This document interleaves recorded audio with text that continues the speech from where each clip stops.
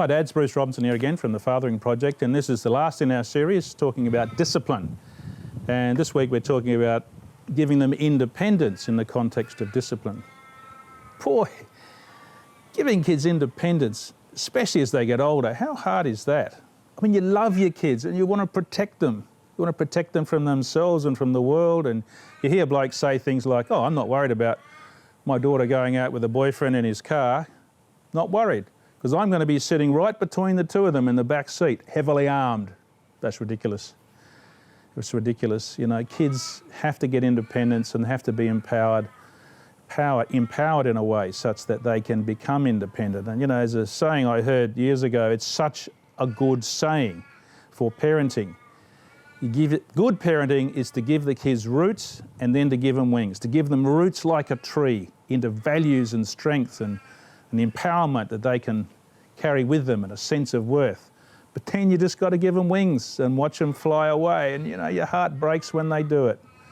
But that's good parenting, and we're going to talk a bit about independence now. So giving them independence, it does mean giving them freedom, and it means giving them trust.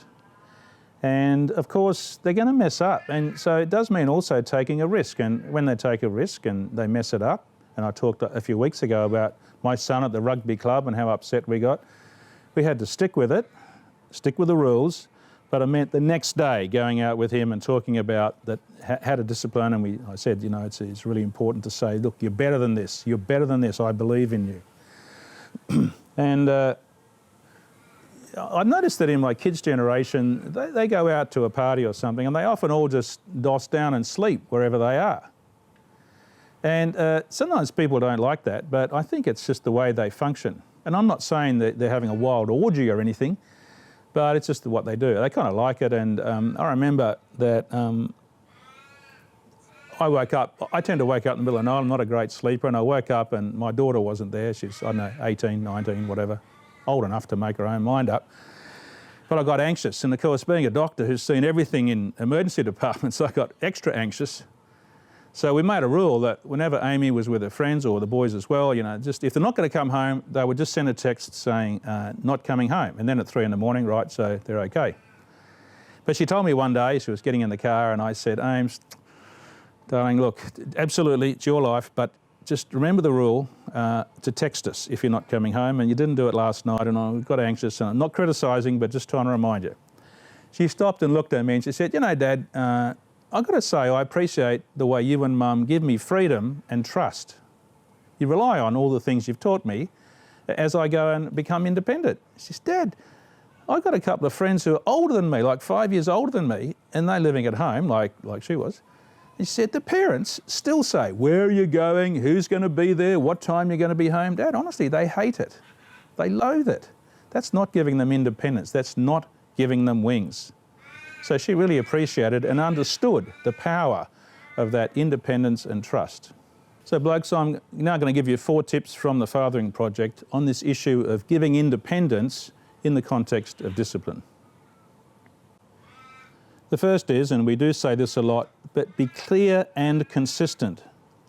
Teenagers gain strength and self-respect from that. Secondly, when it comes to boundaries in the context of independence, give love, support and praise for their efforts in sticking to those boundaries. Teenagers still need and usually react positively to this approach. Thirdly, allow teenagers to take responsibility when you see them beginning to handle situations well. Don't hold them back. Finally, remember, it's okay to step in if you see that they need more time to develop that kind of maturity for independence. Dads, look, I know when you're watching this that you love your kids. I know it because you're bothering to watch this video. And love, you know, when you love your kids, it's when you feel the most frightened when they get independence. As they make mistakes, you want to save them and rescue them and protect them. But they just have to be given independence, and that includes risk. And love is also about letting them go. As I said, loving your kids means giving them good roots, but then giving them wings. And as hard as it is, really important to let them have that independence. The Fathering Project is not just about telling you what to do, but about strategies, of course. And we've talked about some strategies over the past few weeks.